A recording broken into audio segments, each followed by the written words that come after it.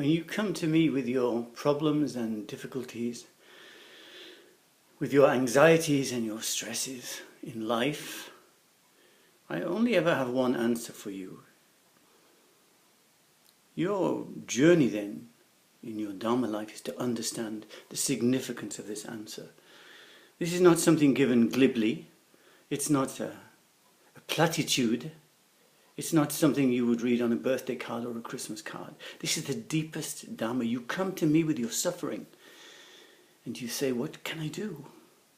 Is it really the other person? Is it really the events in my life that make me suffer? Our Vipassana path is to investigate this. The world that we experience is the one that we create for ourselves moment after moment. And in that world we are always alone. No one can step into this world with us, as we cannot step into the world of someone else. And anyone who's ever been in any kind of, certainly a romantic relationship, knows this, the difference between two people. And with families and society and work colleagues, we look at the same thing and we all see something different. This is our world. And our suffering and our struggling and our stress and our anxiety and all those different things that are part of that world have the same remedy, the same medicine to cure that ill. What is it? So first of all we say awareness. Awareness to see the mind, the architect of your life.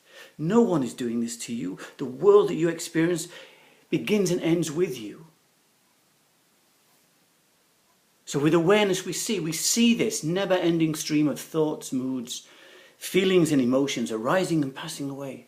It seems forever. But here's the thing that we need to understand. None of them are you, none of them are yours, and none of them are what you are. It's just mind.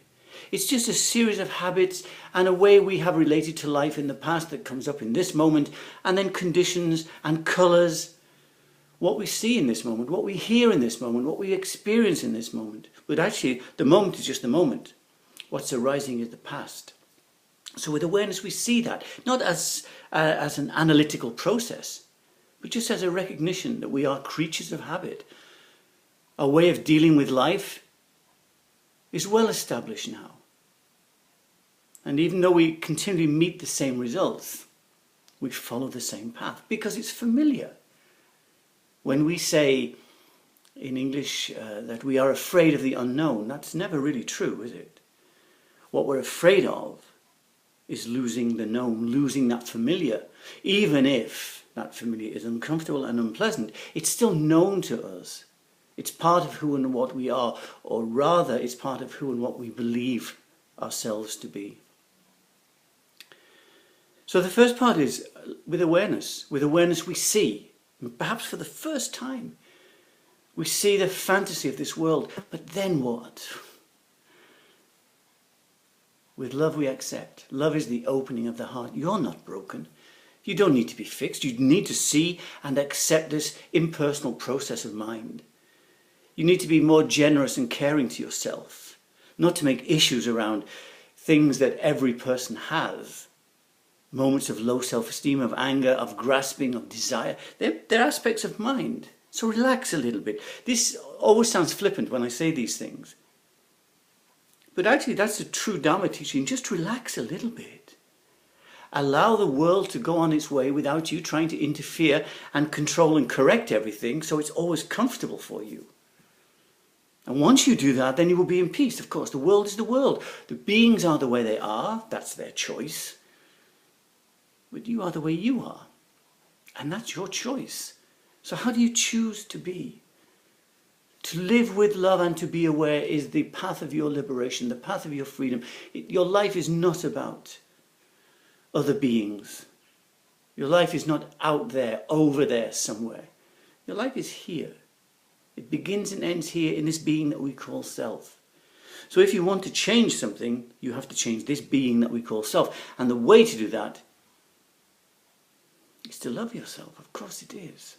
When you come to my room with your difficulty and your struggles and your suffering, the answer I will give you, the medicine for your ill, is love.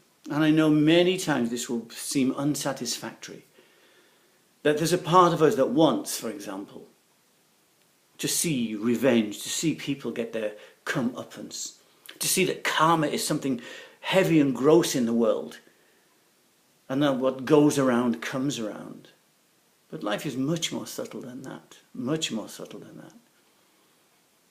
And when your heart opens and you put down this self-obsession of trying to control and manipulate everyone and everything so it always fits you, then you will be in peace, then you will be happy, and you will share and manifest that happiness with all beings.